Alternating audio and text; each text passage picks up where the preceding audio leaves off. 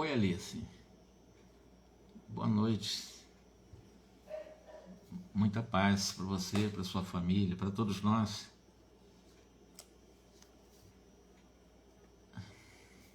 Deixa eu dar uma ampliada aqui na... Eu acho que ficou mais ou menos.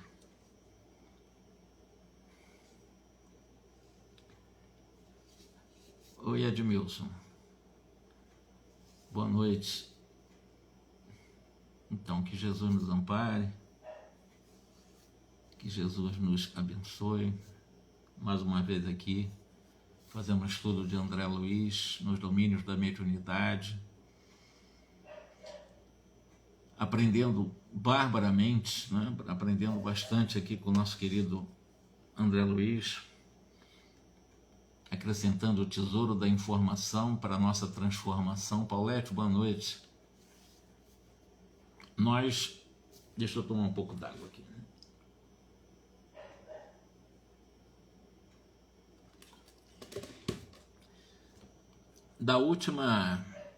Na nossa última live, nosso último estudo, nós fizemos uma análise daquela família de velhinho, que foi um chefe de quadrilha, os seus filhos, um totalmente desequilibrado, bebe muito, o outro com os problemas convulsivos desde criança, e Erlen, boa noite, tanto quanto uma filha dedicada a ele também.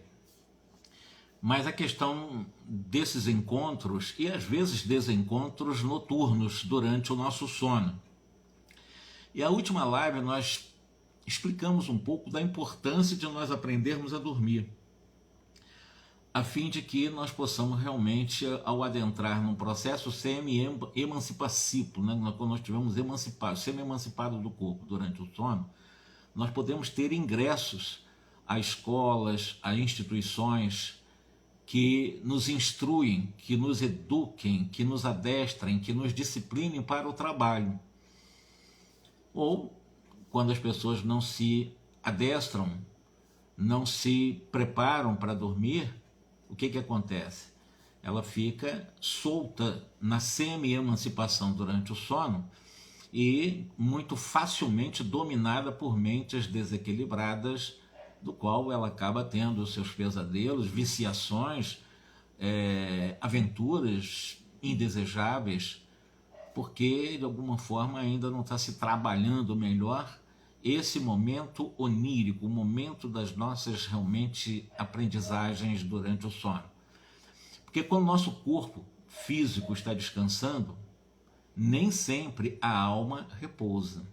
Esse é o problema, porque se é para repousar, quem vai repousar? O importante é o corpo repousar e a alma cada vez mais ir na dinâmica do aprendizado, crescer durante o sono. Porque nós podemos crescer muito no campo intelectual e no campo moral durante a noite. É muito importante dizer isso para que nós possamos aproveitar o máximo a noite. E na maioria das ocasiões, exatamente durante a noite, as pessoas que não são muito habituadas a se disciplinar para dormir, elas seguem os impulsos, cada um com seu próprio impulso, um impulso particular, né? Impulsos próprios para os desregramentos ou para o trabalho. Quem se dedica ao bem, evidentemente, de uma forma geral, não será diferente, ela continuará trabalhando na sementeira da seara do amor durante o sono, porque ela se dedica ao bem. Então, ao dormir, ela vai continuar se dedicando ao bem. Quem não tem esse hábito, né, da prática do bem, ao dormir, vive exatamente algumas aventuras e verdadeiras desventuras durante a noite. São pesadelos e às vezes não muito bem lembrados quando acorda, mas interferem no dia a dia e muito. E é preciso nós termos exatamente esse cuidado, para que quem se emaranha no mal, para quem realmente não... Gladys, boa noite. Para quem não tem, digamos assim, o hábito do trabalho, da dedicação, da filantropia, da beneficência, da benevolência, da indulgência, do perdão, no esforço continuado, paciente, perseverante e disciplinado, evidentemente costuma prolongar no sono físico exatamente os pesadelos em que ele se adentra. É muito natural. É extremamente importante nós darmos atenção a esse momento da nossa evolução em cada reencarnação. É o momento do sono. Porque, pelo que nós analisamos, aliás, diz até o próprio Hilário, né, os fatos mediúnicos no lar, nesse caso, em que você vai ver nos sonhos, né, ele se aproximando, o velhinho recebendo o apoio da filha, e o bêbado, e o outro também querendo o apoio do velhinho, etc., e sabendo que eles eram marginais em vida anterior, e eles se reagrupam durante a noite. E se isso também é mediúnico, um desequilíbrio enorme que nós estamos vendo nessa casa. Os pensamentos daqueles que partilham o mesmo teto, e nós vimos isso da última vez, agem e reagem uns sobre os outros de modo particular através de incessantes correntes de assimilação e desassimilação. O que é isso? Durante a noite, filhos, mães, pais, irmãos, quem está vivendo no mesmo grupo familiar, permanentemente estão com essas trocas de ações e reações uns sobre os outros, exatamente através dessas correntes energéticas de assimilação por afinidade, desassimilação por repulsa. Filhos que não se gostam, irmãos que não se gostam, esposos que não se gostam ou vivem de aparência. Há aí exatamente conflitos de assimilação de energias benéficas, do qual está acontecendo exatamente um processo de embate, um verdadeiro conflito energético dentro de casa, embora as pessoas até não falem entre si, mas os pensamentos são poderosos. Os pensamentos irradiadores de energias eletromagnéticas têm um poder de transformação muito grande. E os lares, nesses níveis de desequilíbrio, evidentemente são lares redutos de muita doença psicológica, muita doença mental, muita doença física, muita doença emocional. O contrário, aqueles lares que se unem em torno do bem, trabalhando para o bem, no mesmo objetivo, por essas afinidades, por assimilação dessas energias, né, emanadas, né, pela mente, é um lar equilibrado que evidentemente será um verdadeiro hospital. Ali, quem chegar ali, inclusive, recebe um impacto de saúde, porque aí são grupos que vivem para o bem. E a influência dos encarnados entre si é habitualmente muito, mas infinitamente muito maior do que nós possamos imaginar. Nós nos influenciamos muito um sobre o outro, de forma negativa, de forma positiva. Eu diria que nunca neutra. Neutralidade são as coisas que acontecem, barulhos, coisas externas, que às vezes nem despertam a nossa atenção. Mas pessoas encarnadas ou desencarnadas influencia muito em nosso mundo mental, influencia muito no nosso mundo emocional, influencia muito no ambiente em que nós estamos, influencia muito no nosso mundo físico.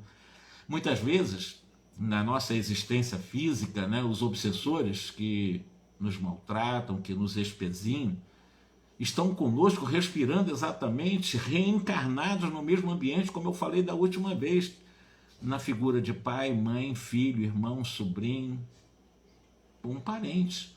São obsessores que reencarnam, ex-perseguidores do passado, que não conseguiram trabalhar em si o perdão, continuam cobrando na condição de encarnados e agora como ligado consanguinamente, mas ainda como obsessores, ainda como perseguidores, ainda como aqueles focos de profundas perturbações para a harmonia doméstica. E, do mesmo modo, também há o outro lado, protetores que nos ajudam, que nos elevam igualmente, participam de nossa experiência de cada dia na condição também de parentes. São espíritos que reencarnam, são espíritos bons que equilibram a nossa vida doméstica. Isso é muito importante dizer, não tem só o mal, existe também o bom, né? Aquele que reencarna com bondade em nosso grupo familiar para nos ajudar, para exatamente nos proteger, vamos dizer assim, de uma forma indireta ou até direta, como parentes. Isso é importante dizer também. É importante compreender que em toda parte, acima de tudo, nós vivemos espiritualmente. O intercâmbio de alma para alma entre pais, filhos, esposos, né, cônjuges, irmãos, pessoas próximas, afeiçoadas, companheiros, simpatias, ou até mesmo antipatias, desafeições no templo familiar ou nas instituições em que nós trabalhamos, em que nos agrupamos para o trabalho, é em razão disso e, a bem dizer, obrigatório e constante, sem nós percebermos, nós consumirmos ideias e forças uns dos outros. Então, quando nós estamos numa casa espírita, quando nós estamos no nosso ambiente de trabalho, quando nós estamos no nosso ambiente doméstico, quando estamos em relação à nossa vizinhança, nós trocamos essas energias, é o que ele está dizendo.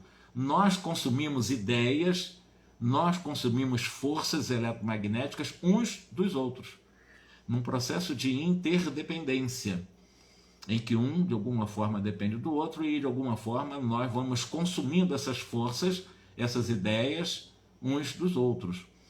Por isso que o estado de vigília e oração é importante para que nós sejamos instrumentos irradiadores da paz, do bem, do belo, do bom, da harmonia, da paz, do amor, da honestidade, do equilíbrio, ou seja, as virtudes desenvolvidas. Aqueles que se aproximarem de nós, efetivamente receberão exatamente por um processo natural a influência dessas forças positivas, porque um influencia sobre o outro. Mormente os que vivem dentro da própria casa. E diz aqui o André Luiz: dispunhamos-nos à retirada quando Hilário, como quem se valia do ensejo, curiosamente indagou. O Hilário sempre o indagador. Voltando, contudo, ao caso de Américo, que é aquele que tem convulsão, que é filho desse senhorzinho que nós vimos aqui no sonho, e reconhecendo como portador da histeria, haverá vantagens na frequência dele ao grupo em que outros médios se aperfeiçoam, porque ele está em tratamento. Qual é a vantagem de alguém portador da histeria, terminologia criada exatamente pela Kátia, boa noite, pela psicanálise, por Freud? Qual é a vantagem? Ele está perguntando aqui, né? Se ele existe alguma vantagem de ele estar frequentando esse grupo, já que desde criança ele tem, e ele é portador desse transtorno de histeria? O Aldo diz, mas como não? Ele está em tratamento espiritual, né? O progresso é obra de cooperação, é um ajudando o outro, consagrando-se à disciplina e ao estudo. O Américo, evidentemente, também a própria prece, no momento que ele se consagre à prece, à meditação, ele se renovará mentalmente apressando a própria cura, mas depende dele. A cura não virá de fora. Não existe curas externas, a cura é interna. A vossa fé vos curou.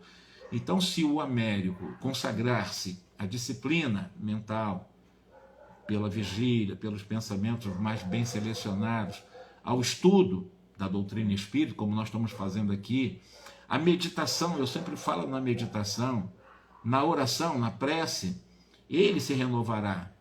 Esse é o objetivo da disciplina, do estudo, da meditação, da oração, da prática filantrópica, que nós chamamos de beneficência também, porque há uma renovação mental nessas práticas, e aí nós vamos apressar, no caso do Américo, a própria cura dele.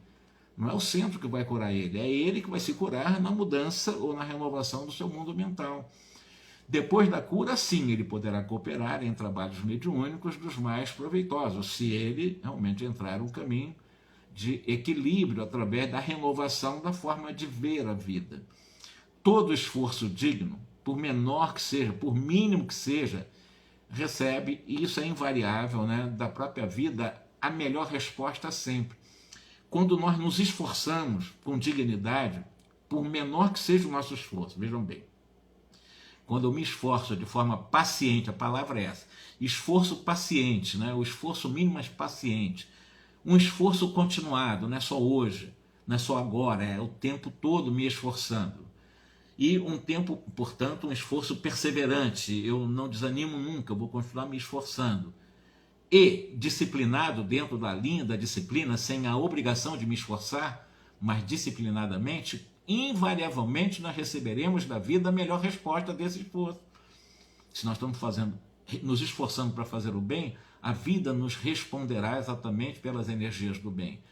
O Aulus, ele acabou lembrando, fazendo alguns tipos de considerações, né? E nós vamos entrar agora, eu só encerrei o último capítulo que nós estudamos, ficou faltando esse desfecho aí. Nós vamos entrar no 24º capítulo agora, em torno da fixação mental. Ele vai trabalhar nesse momento exatamente essa questão a respeito de fixação mental. Você ter a mente fixa em alguma coisa. A fixação mental nunca é equilibrada, porque você fixar a mente, normalmente, a nossa mente ela é flexível, a nossa mente ela é liberdade, a nossa mente é a construção de todas as nossas experiências, de todas as nossas encarnações.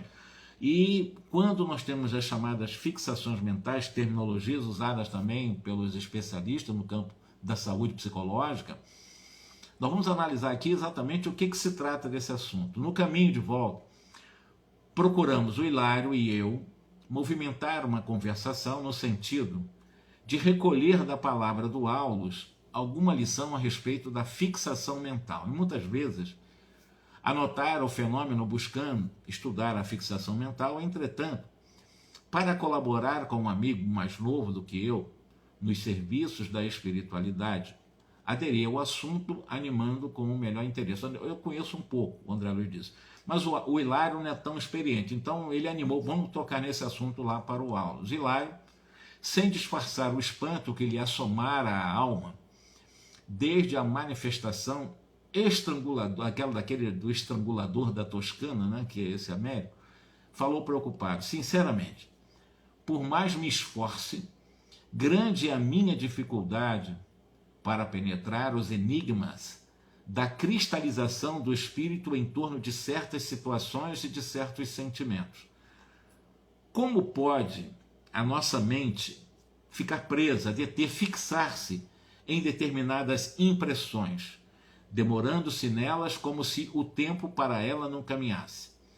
Você viver permanentemente alimentando, realimentando erros do passado, culpas do passado, pessoas que você feriu do passado, permanentemente na sua mente, como aquela imagem perturbadora, obsessora que você não consegue, você não consegue trabalhar em você. Por quê? É fixação mental. Essa fixação mental são essas imagens detidas, essas impressões de vidas desregradas do passado, que não foram ressignificadas ainda no dia de hoje. Estão fixadas em nossa mente. Por exemplo, o drama que nós estudamos aqui em capítulos anteriores, né, que é o drama desse infortunado companheiro que há séculos imobilizado nas ideias da vingança. Estará nessa posição lamentável por tantos anos sem ter reencarnado? O Aulus ouviu essa pergunta do Hilário e disse o seguinte: olha, é muito importante compreender que depois da morte do corpo físico, nós prosseguimos desenvolvendo os nossos pensamentos, aqueles mesmo que cultivamos na experiência física, na experiência carnal. E não podemos esquecer que a lei de Deus traça princípios universais que nós não podemos trair, subordinados à evolução, com avançar sem lhes acatarmos a ordem de harmonia e progresso. Na realidade, por exemplo, fazer uma reflexão sobre essa questão de nós avançarmos se nós não acatarmos a ordem de harmonia e o progresso da lei de Deus, transgredirmos as leis da própria consciência. A ideia fixa pode operar em definida estagnação da vida mental no tempo. Ou seja, nós que estamos aqui podemos ter ideias fixas trabalhando no subconsciente, os psicanalistas chamam de inconsciente. Na psicologia transpessoal consciencial não existe espírito inconsciente, é impossível. É uma visão materialista da psicanálise. Na nossa visão, o espírito nunca é inconsciente, ele pode estar na subconsciência. E essa fixação, essa estagnação dos erros do passado pode ser mantida no dia de hoje. Infelizmente, esse aprisionamento, porque ainda não foi trabalhado, não foi ressignificado, e os males que eu fiz no passado estão fixados na minha mente hoje. E eu não saio do passado. Eu fico preso, cristalizado no passado. Podemos dar um símbolo, por exemplo, o estágio da alma na Terra através da reencarnação como sendo uma valiosa linha de frente, segundo Aulus, na batalha pelo aperfeiçoamento individual e coletivo. Batalha em que o coração deve armar-se de ideias santificantes para conquistar a sublimação de si mesmo a mais alta vitória. O que ele está dizendo? Jorge, hoje, tem muitos erros do passado. Atualmente, particularmente, eu não me lembro de nada e não tenho fixação de coisa nenhuma, só se for no subconsciente mesmo. Assim, em termos de fixação mental, não. Mas o passado se faz presente pelas nossas mais terríveis tendências negativas. As nossas atuais tendências negativas é a voz forte de erros do passado. São as chamadas subpersonalidades querendo dominar a atual personalidade. É o Jorge sendo subjugado pelos outros Jorge que ele já foi no passado. Deus, e como ele está dizendo aqui, nessa batalha que o coração deve armar-se de ideia santificante, o Jorge, a atual personalidade, é convidada pela vida, pela reencarnação, para que, como Jorge, instrumento, ser um enfermeiro das subpersonalidades que eu já vivi no passado. Eu já falei isso algumas vezes para você rememorar. O Jorge, ele é convidado em cada reencarnação, e todos nós, em cada reencarnação, aquela personalidade, ela é convidada a curar, a exatamente pela conquista, santificar as nossas conquistas, pela sublimação, pelo comportamento do bem, a curar os nossos erros do passado, as subpersonalidades do passado. Se eu não fizer isso, haverá uma fixação dos erros do passado, e o Jorge de hoje, que recebe a missão dentro de uma programação reencarnatória de curar, ou pelo menos tratar as subpersonalidades do passado que eu já fui, acaba ficando doente com essas subpersonalidades. Eu perco uma reencarnação pela fixação mental. Então, o Jorge, ele é convidado a santificar o seu comportamento através da busca do bem, do belo, do bom, da harmonia, da paz, do amor, de tudo que nós aprendemos com Jesus. Num esforço continuado, permanente, perseverante, disciplinado, como eu disse. Todo esforço traz um resultado positivo. E essas fixações serão diluídas, ou seja, as subpersonalidades doentes do passado serão tratadas a partir dessa atual personalidade que hoje se chama Jorge. Eu não sou Jorge. Eu estou Jorge, é uma das minhas personalidades que é convidada a tentar tratar as subpersonalidades doentes. Não sei se vocês entenderam, mas não é tão difícil entender que cada reencarnação, cada personalidade vem exatamente com a finalidade de se tornar enfermeiro das personalidades anteriores, ou seja, dos erros que nós cometemos no passado. Senão, ficamos tão doentes como nos erros do passado e repetimos os mesmos erros, os mesmos equívocos, as mesmas tendências, e perdemos uma reencarnação. Será uma reencarnação que nós não ganharemos muito. Aliás, foi feita uma pergunta da última que minha esposa disse que eu acabei não respondendo bem, que é, por exemplo, que quando a criança, é só para rememorar, se não me engano foi a Kátia que me fez a pergunta, que a criança, por exemplo, que desencarna antes dos 7 anos de idade, se ela está realmente resgatando um erro do passado para complementar os anos que ela realmente acabou desgastando, e ela antecipou uma morte, tinha que viver 60, viveu 50, faltou 10, ou pelo menos viveu 55, né? E faltou alguns anos, e antes dos 7 anos ela desencarna. Se ela está, pode acontecer, sobretudo em questões de suicídios diretos, né? Os voluntários. Agora, as questões de suicídios indiretos, que é a maioria dos casos, nós cometemos suicídios indiretos pela irritabilidade, pelos vícios comuns físicos, né?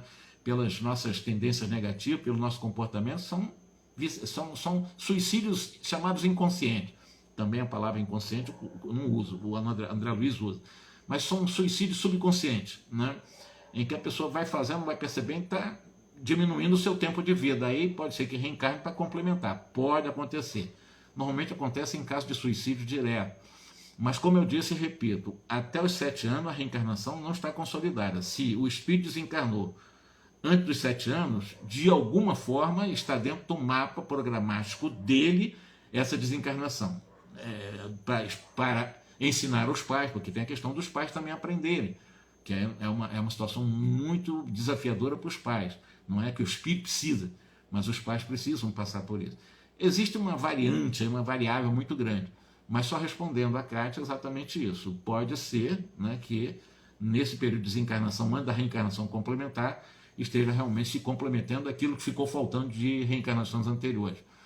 Mas, por exemplo, ganhando, ele vai continuar aqui, sabe verticalmente para a vanguarda, na direção da esfera superior, expressando-se-lhe o triunfo por elevação de nível. Entretanto, se fracassa na reencarnação, e semelhante perda é quase sempre a resultante da invigilância, da rebeldia, volta horizontalmente nos acertos da morte para a retaguarda. Ou seja, Se você não aproveita a reencarnação, é como ele está dizendo, né?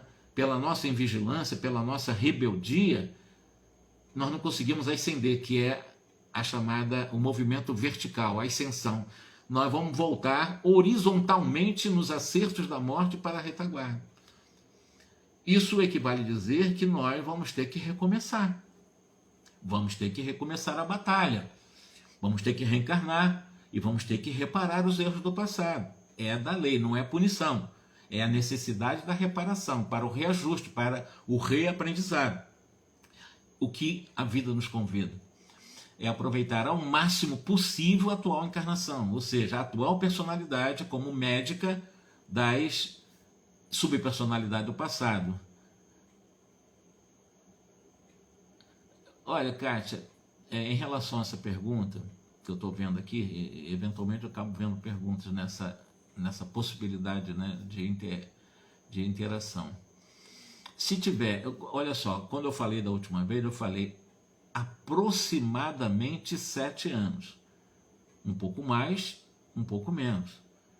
Em linhas gerais, contabilizado por dias, né, é só multiplicar 7 por 365, mas independentemente, são dias, são aproximadamente 7 anos.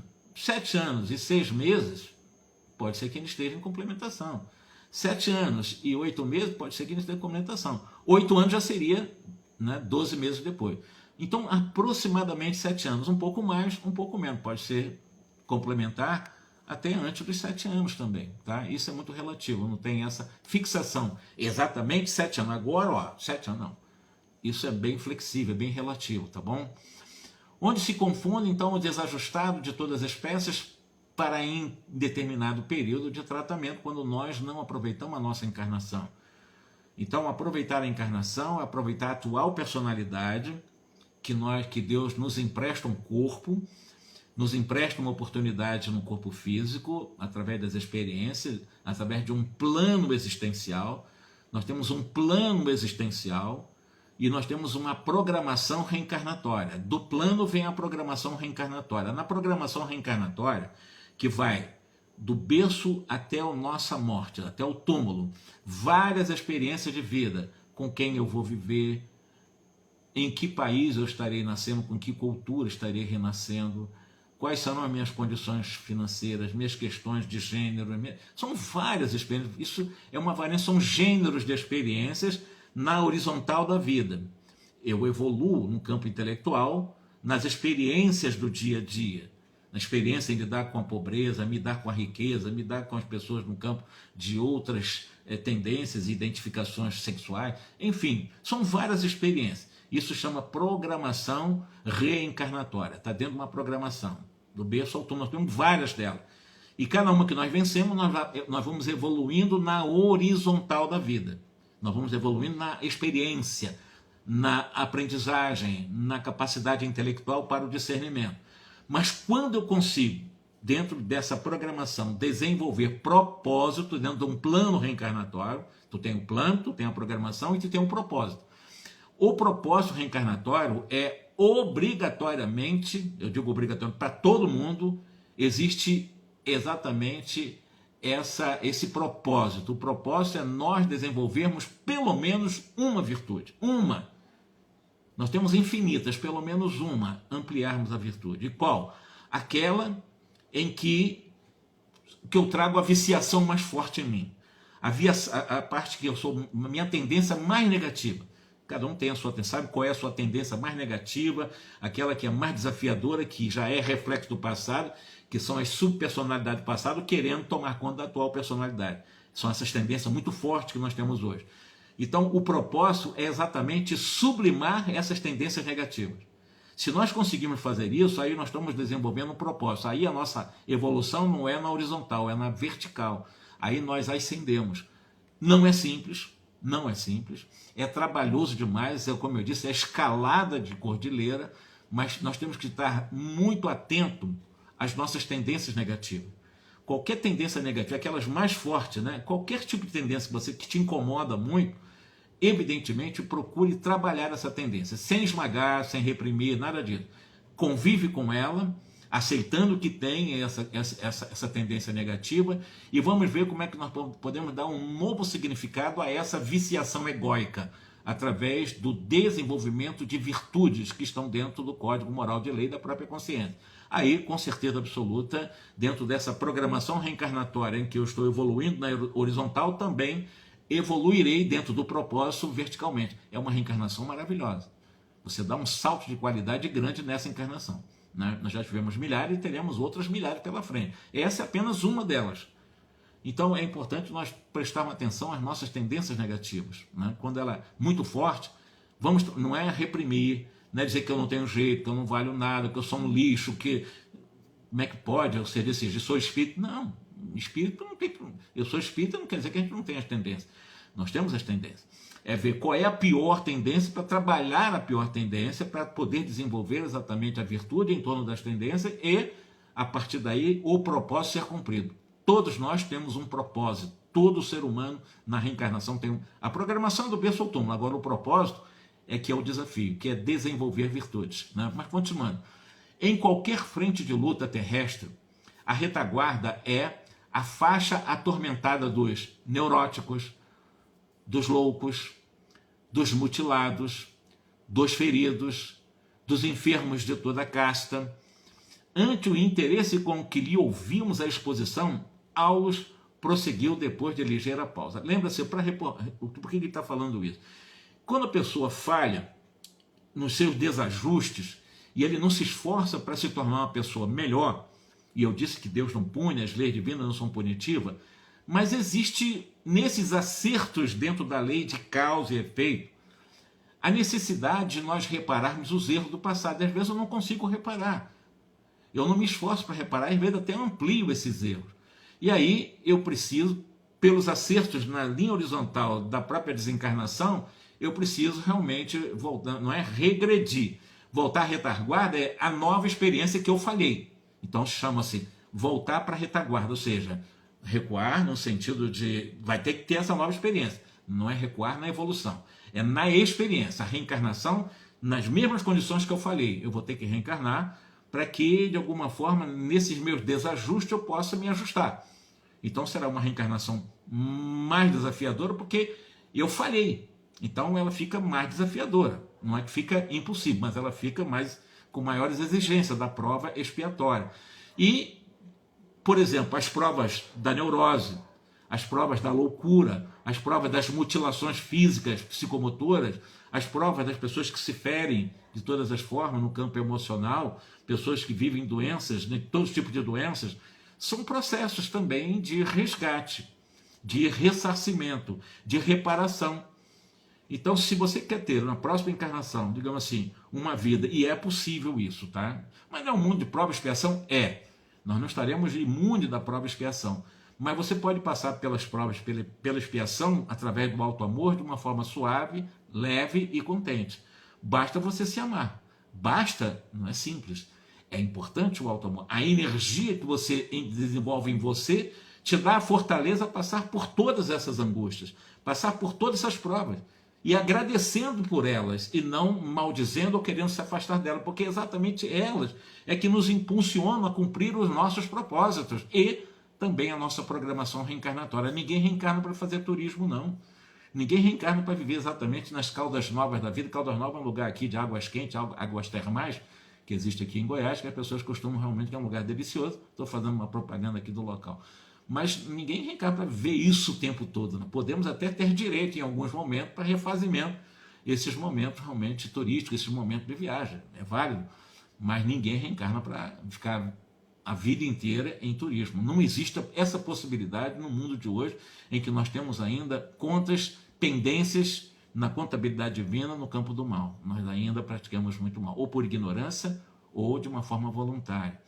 Então, ante o interesse com que lhe ouvimos a exposição, diz o André Luiz, o Aulus prosseguiu, depois de uma certa pausa, olha, de certo, as legiões vitoriosas não se esquecem dos que permaneceram no desequilíbrio. Daí, vemos as missões de amor, de renúncia funcionando diligente, onde estaciona a desarmonia e a dor.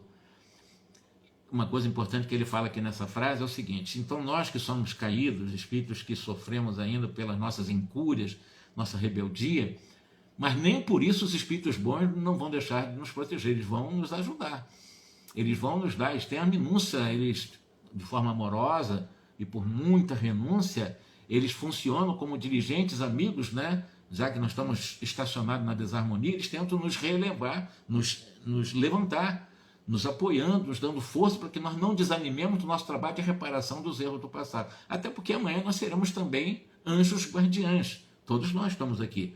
Nós também teremos os nossos protegidos, que é da lei. Quem sobe, mantém as mãos estendidas, quem mantém-se na retaguarda. É o trabalho de solidariedade. Não adianta eu querer subir, esquecer os que estão errados, não. É subir e ter a predisposição de estar com as mãos estendidas aqueles que estão na retaguarda, para poder ajudá-los a subir, para que eles também possam fazer o mesmo. E assim é a lei de Deus, a lei de amor, a lei de bondade, a lei de misericórdia do nosso Criador. E daí nós vemos as missões de amor, de renúncia. Aí o Hilário pergunta: e o problema da imobilidade da alma, do estacionamento da alma? Como é que, porque tem alma que fica estacionada, né? E para que vocês que não sabem, mas já cheguei a falar isso algumas vezes, tem espírito que estaciona no mal, não é por 1000 nem por 10.000 anos, não. Pode estacionar no mal por milhões de anos, tá? Cada um é cada um. Nós somos exatamente, nós temos a liberdade. Tem espírito que pode ficar estacionado. É a pergunta que ele está fazendo aqui. E o problema da imobilização da alma, aquela alma que fica estacionada no mal, né? Em nossas imagens, podemos defini-las com a propriedade possível, ou seja, é que o tempo para nós é sempre aquilo que dele fizermos. Para melhor compreensão do assunto, lembremos-nos de que as horas são invariáveis no relógio, mas não são sempre as mesmas em nossa mente. Quando felizes, não tomamos conhecimento dos minutos. Satisfazendo aos nossos ideais ou interesses mais íntimos, os dias voam céleres, ao passo que, em companhia do sofrimento e da apreensão, nós temos a ideia de que o tempo está inexoravelmente parado. E quando não nos esforçamos por superar a câmara lenta da angústia, a ideia aflitiva, obcecante, nos corrói a vida mental, levando-nos à fixação mental. Aí está explicada a questão da fixação mental, quando a pessoa não se esforça por superar essa câmera lenta do tempo que não passa em função das aflições, né, que estão corroendo essa mente doentia do passado. Como eu disse, pessoas que alimentam a culpa. E eu disse que a culpa é o mais indesejável, o mais abjeto, eu diria, que o mais inútil dos sentimentos humanos. Mas as religiões nos impuseram a culpa. E o Espiritismo não ensina a culpa, o Espiritismo nos ensina a ressignificar a culpa. A culpa nos deixa com as mentes fixadas em aflições, né, que vai corroendo a nossa vida mental, a nossa vida física, a nossa vida emocional, e é uma vida de péssima qualidade na Terra, porque nós estamos alimentando culpa, às vezes subconsciente. Nós ficamos, vem na tona, vem aquele negócio, fixação mental, por que eu fui preso ao passado? Ah, por que eu fiz isso? Por que eu não fiz aquilo? Eu deveria... Quer dizer, você fica preso dentro desses padrões verbais, inclusive, né? Por que eu fiz, por que eu não fiz, por que eu deixei de fazer, e você fica escravo a isso. E o Espiritismo nos ensina a não nos escravizarmos a isso, a nos esforçar por superar, sair dessa câmara lenta, dessa angústia de culpa do passado, e começar a colocar e focar no presente todas as possibilidades de solução. Focar para o presente, traz para aqui e agora. A nossa vida, ela só tem sentido para a sua evolução quando você traz as suas questões para o aqui e agora, para esse momento. E quando eu falo para o aqui e agora, é para trazer para a consciência. Quando você traz para o agora, eu falo, traga para a sua consciência agora. Porque você ficar preso ao passado, do que deu errado no passado, você vai ficar projetando subconscientemente para o futuro o erro que deu no passado. O que vai acontecer? Você vai começar, será que vai acontecer o mesmo que aconteceu no passado? Será que eu vou passar pela mesma coisa que eu passei no passado? Aí você vai trazer do futuro, antecipando um sofrimento que ainda nem chegou. Por quê? Porque a sua mente leva a um padrão para o futuro. Quando você leva a sua mente para o futuro, você antecipa, trazendo ansiedade, trazendo, nós chamamos, né, que é o transtorno de ansiedade generalizada, a famosa TAG, pessoas que têm isso, precisam de remédios pesados para sair dessas ansiedades generalizadas em função do medo do futuro, porque há uma escravidão do passado. A pessoa vive pensando no passado, subconscientemente, projetando no futuro os erros do passado. Não é assim que nós resolvemos a questão, é trazer para o presente, para aqui e agora. Tudo se resolve a partir do aqui e agora. Todas as nossas questões se resolvem a partir do agora. O futuro você planeja a partir do aqui e agora. O passado você pode fazer análise, não ficar preso. Analisar, você pode analisar para fazer. Bom, fiz assim, posso fazer assado, mas não por que eu fiz ou deveria ter feito. São padrões que nos prendem, são crenças limitantes que nos escravizam. Já feito, não tem como voltar e refazer. A única coisa que nós podemos fazer diante das coisas erradas do passado é, a partir do presente, escolher as coisas boas. Aí eu estou planejando o futuro. É fazer, aí é a questão do esforço que ele fala. E quando não nos esforçamos por superar essa câmara lenta da angústia, a ideia aflitiva, o obcecante, nos corrói a vida mental, levando-nos à fixação. Ansiedade é fixação de derrota do futuro. É isso que acontece. A culpa é a fixação dos erros do passado. Ansiedade é exatamente essa fixação de aflição que ainda nem aconteceu e você já sofre antecipadamente aquilo que você acha que vai sofrer no futuro. Tudo isso na mente, por fixações mentais. É trabalhar essas crenças, elas são totalmente limitantes. Trabalhar crenças que nos libertem, trabalhar crenças que são proativas. Eu posso trazer para o presente as minhas questões dessa atual encarnação dentro de um plano existencial, na minha programação, em que eu posso desenvolver exatamente os meus propósitos. Ou seja, eu posso realizar a minha programação, eu consigo realizar a minha programação, eu mereço realizar exatamente a minha programação e eu sou capaz de resolver as minhas também questões do passado. Então é trazer para o presente aquilo que nós podemos e aquilo que nós não podemos. O que eu posso? Bom, eu posso me esforçar, usar a minha vontade, usar a minha disciplina, começar a buscar as técnicas da meditação, da prece, da solidariedade, da filantropia, da beneficência. Eu posso fazer meditações, eu posso fazer relaxamento, eu posso fazer respirações, eu posso fazer várias coisas, várias técnicas importantes. Jesus ensinou a vigilância e a oração. Eu posso, isso eu posso, porque está dentro de mim. Tudo eu posso fazer. Em relação aos outros, não posso. Eu não tenho nenhum poder. Eu posso ter a ilusão que posso, que é o chamado ilusão de controle em relação à vida dos outros. Eu não tenho esse poder. Ninguém tem. Eu não tenho o poder de mudar o pensamento dos outros. Eu não tenho o poder de mudar o comportamento dos outros. Eu não tenho o poder de mudar o que a pessoa vai decidir ou que já decidiu. Eu não tenho esse poder. Eu só tenho poder sobre mim. Por isso que eu digo, eu quero, eu posso, aí eu tenho poder sobre mim. Eu consigo, eu sou capaz, eu mereço. Isso é proativo. Agora, se eu ficar naquela, preso ao passado, preocupado com o futuro, com ansiedade, é que aí eu não posso, eu não consigo, eu não sou capaz, eu não dou conta, eu sou um lixo, eu sou um verme, eu não valho nada mesmo. Isso são crenças. Prisão no passado. São essa câmera lenta de angústia, dessas ideias fixadas de que eu não valho nada, que eu não dou conta. Isso chama-se escravização de crenças. Então vamos mudar essa crença. Eu posso sim, eu consigo, eu sou capaz. Eu reencarnei para isso. Eu reencarnei porque eu tenho o poder de transformar a minha vida. Todos nós temos. Agora ficar, eu não posso, eu não dou conta, eu não valho, eu sou um zero à esquerda, olha só, eu não dou conta mesmo, eu não tenho jeito. Isso é crença. Se você ficar alimentando isso, você vai reforçando isso em você e vai ficar preso nessas aflições, nessa câmera lenta, numa fixação mental em crenças que te limitam, que te escravizam. Essa é a lição de hoje.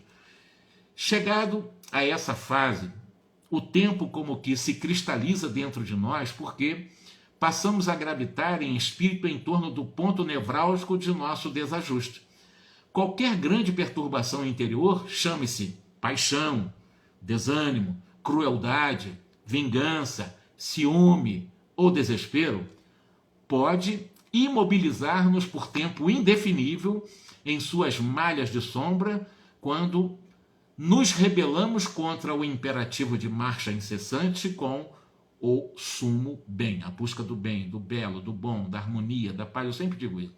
É nós estarmos permanentemente marchando, superando as nossas limitações, sabendo que eu posso, eu consigo, eu sou capaz, eu mereço. Se não o contrário, eu não posso, eu não dou conta, eu não valho nada, olha como é que eu erro. Errar todo mundo erra. E o tempo todo. É aprender com erro, que é a conquista que eu posso ter com meus erros, é aprender com ele. E não ficar preso e transformar ele em culpa. Não. Eu vou aprender com o erro também. O erro me ensina a fazer de forma diferente, de outra maneira, em outras circunstâncias. Então o erro é importante também. Eu tenho o direito de errar porque eu sou imperfeito. Imagine se Deus ia me exigir de mim acertar sempre, eu não sou perfeito. Seria um absurdo Deus exigir de mim acertar o tempo todo. Não há essa possibilidade. Só se eu fosse anjo. Aí eu acertaria sempre. Mas como ser humano, nós erramos o tempo todo. É aprender com o erro para ir fazendo, pelo discernimento, as nossas aferições, para buscar das próximas vezes fazer de forma diferente, para buscar acertar. E se errar, refazer quantas vezes for necessário, sempre aprendendo com o erro. E quando acerta, já quando acerta, eu chamo de conquista êxito, ou seja, êxito continua a sua vida. Êxito é o que você quer mesmo, é vitória, é o êxito. Agora, quando existe, eu falei conquista, errei, onde é que é a conquista no erro? Conquista aprendizado. Você conquista em você um aprendizado naquilo que você errou. Qualquer erro, seja qual for, você tem toda a oportunidade, porque Deus é misericórdia. E eu disse que misericórdia é esquecer, inclusive, o erro do passado, é a lei de causa e efeito. Então nós temos, pela própria vida e pelas leis de Deus, toda oportunidade. A reencarnação é oportunidade.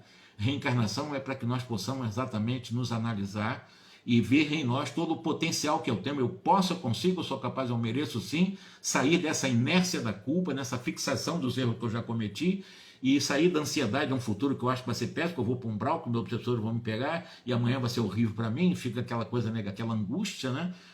Vamos parar com isso. Nós temos poder, nós reencarnamos para desenvolver propósito. Eu tenho poder em mim, sim. Então, o que eu disse para vocês? Tragam para o aqui e agora, tragam para o presente. É aqui que nós resolvemos a questão. É a partir desse momento. É pelas minhas decisões de hoje. Nem para amanhã, nem de ontem. Ontem já passou, não tem como resolver. Para amanhã ainda não veio. Eu posso planejar, mas é a partir de hoje. Traga para hoje. Aí nós sairemos dessas fixações mentais, desses distúrbios mentais, analisando, né, esses símbolos desse bom combate. Você está se amando, você não está se reprimindo. Quando você diz que não vale nada, que você é um zero à esquerda, que você não dá conta, você no fundo está se menosprezando. Você não está se vendo como filho de Deus, aprendiz da vida. Você não está se vendo exatamente como espírito imortal, com todo um poder para chegar à angelitude. Todos nós chegaremos à angelitude. Não há exclusão de um ser que não chegará lá. Uns vão mais rápido, outros menos rápido, mas todos chegarão. Então é dentro dessa análise que nós estamos propondo aqui no estudo de hoje, ainda continuaremos sobre fixação mental, para que nós possamos mudar um pouco esses nossos padrões mentais de comportamento. Está no subconsciente. A gente faz isso nem se dá conta que está fazendo, nós somos presos ao passado. Porque errou no passado, eu acho que vai errar sempre e no futuro vai ser do mesmo jeito. Não é assim que acontece. Eu mudo a minha vida a partir do aqui e agora. E dentro dessa análise, dessa nossa reflexão, ele ainda diz o seguinte, deixa eu ver, há uma pergunta, como é bom aprender com você? Obrigado, tá? Obrigado pela... Isso é um coração muito amigo, muito querido, né? Mostrando exatamente que erro faz parte da nossa vida. Não tem como nós não errarmos. Nós temos até... Obrigado também, eu que agradeço aí a compreensão, essa forma, né, de nós fazermos uma ressignificação de interpretação das lições de espírito, para ficar cobrando, a gente tem que ser um pouco mais flexível conosco. Não ficar, porque você entrando em exigência, autoexigência, você entra na culpa, fica na fixação mental do erro que já fez. Erro nós erramos sempre, em várias, ainda teremos muitos erros pela frente até chegar à angelitude, e eu sempre digo que a angelitude nós vamos conquistar daqui a alguns bilhões de anos, então você quantos erros ainda teremos? Agora é aprender com eles, né? É você saber que o erro traz consequência, o acerto também traz consequência. Mas o importante é fazer uma conquista diante do erro, é conquistar, e não se prender como culpa fixada no erro. Já passou. Tem 2 segundos já passou. Tem menos de 1 segundo também já passou, é passado. É a partir daqui e agora. Deus é presente, Deus é o presente eterno, Deus é o aqui e agora. Porque Deus não foi criado, então não tem passado. Eu sempre digo, Deus não tem futuro porque não tem final, nós também não temos. Mas Deus é o presente, Deus é o nosso presente. Então trazer para o presente é trazer para Deus.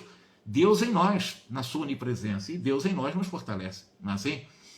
Muito obrigado a vocês aí pela compreensão também, que nós possamos entender essa mensagem, a mensagem que ajuda muito a mudar os nossos padrões mentais, ter uma vida mais saudável, e exigir menos, porque a exigência traz muita doença. Quando você se exige acertar, tu traz culpa. A gente erra também, é o perfeccionismo, a gente não admite errar, pelo amor de Deus. O perfeccionismo nos traz muita culpa.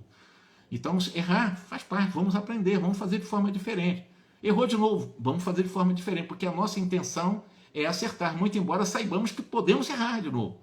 Mas a intenção não é errar, a intenção é acertar. Agora, se tiver com a intenção de errar, é outra conversa, não é o que nós estamos conversando aqui. porque há a intenção de errar e a pessoa está buscando o caminho do erro. Aí não há conquista nenhuma, né? Eu estou falando daqueles que se esforçam, a palavra é esforço, esforçam, com certeza aprende muito com o erro e não faz do erro um quisto de culpa, né? Que Jesus nos abençoe. Sábado estaremos aqui novamente juntos para que nós possamos dar continuidade ao estudo na fixação mental desse capítulo extraordinário do livro Nos Domínios da Mediunidade. Um grande abraço para vocês, muito obrigado pelo retorno, dos quais eu consigo ler alguns, e fiquem com Deus, tá bom?